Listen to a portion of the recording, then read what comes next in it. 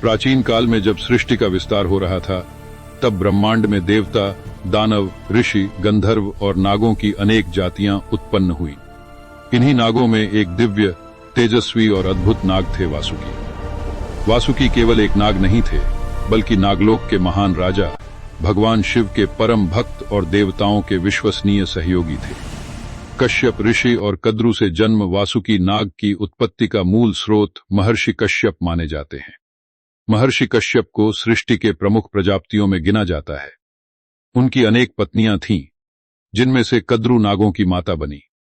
कद्रु ने एक बार महर्षि कश्यप से वरदान मांगा, मुझे ऐसे पुत्र चाहिए जो पराक्रमी हों, तेजस्वी हों और पूरे पाताल लोक पर शासन करें। महर्षि कश्यप ने उन्हें वरदान दिया और समय आने पर हजारों नाग पुत्रों ने जन्म लिया। इन्हीं नागों में सबसे श्रेष्ठ, बुद्धिमान और शक्तिशाली थे वासुकी। वासुकी जन्म से ही अन्य नागों से अलग थे। उनके शरीर पर दिव्य तेज था, आंखों में ज्ञान की चमक और फन पर अलौकिक आभा। ऋषियों ने भविष्यवाणी की कि यह नाग केवल नागों का राजा ही नहीं बनेगा, बल्कि देवताओं के कार्यों में भी महत्वपूर्ण भूमिका निभाएगा। नागलोक में वासुकी का राज्याभिषेक समय के साथ नागलोक में वासुकी की बुद्धि, न्यायप्रियता और साहस की चर्चा फैलने लगी। उन्होंने नागों को केवल शक्ति ही नहीं, धर्म और मर्यादा का पाठ पढ़ाया। जब नागों के राजा का चयन हुआ, तो सभी नागों ने एक स्वर में वासुकी का नाम लिया।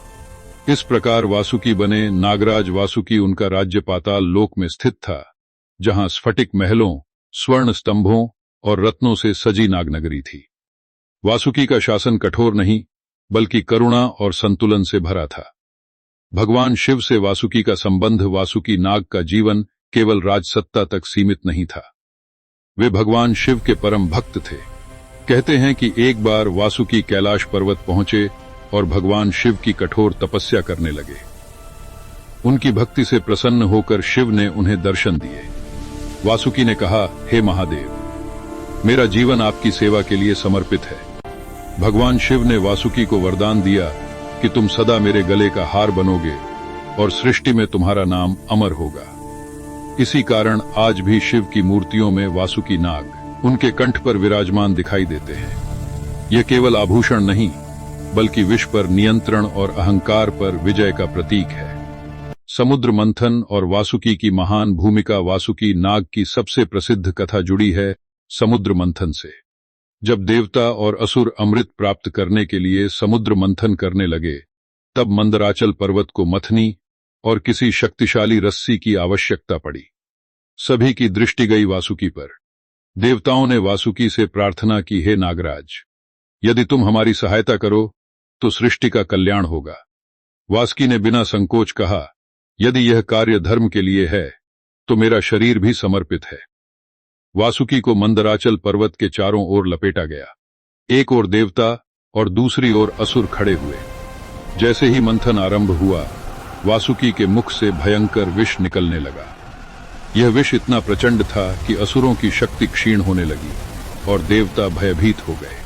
तभी यह विष समुद्र में फैलने लगा और सृष्टि संकट में पड़ गई।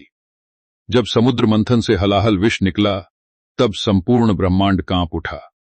देवता भगवान शिव की शरण में पहुंचे।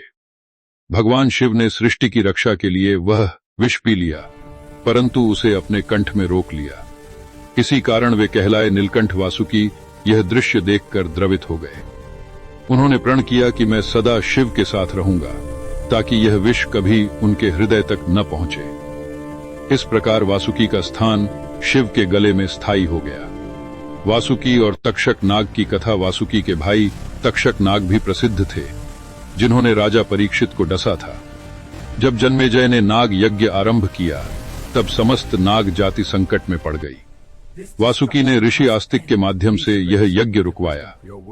यदि वासुकी ऐसा न करते तो नाग जाति का पूर्ण विनाश हो जाता। यह घटना सिद्ध करती है कि वासुकी केवल शक्तिशाली ही नहीं, बल्कि दूरदर्शी और करुणामय भी थे। वासुकी नाग केवल एक पौराणिक पात्र नहीं है, वे कई गहरे अर्थ रखते हैं।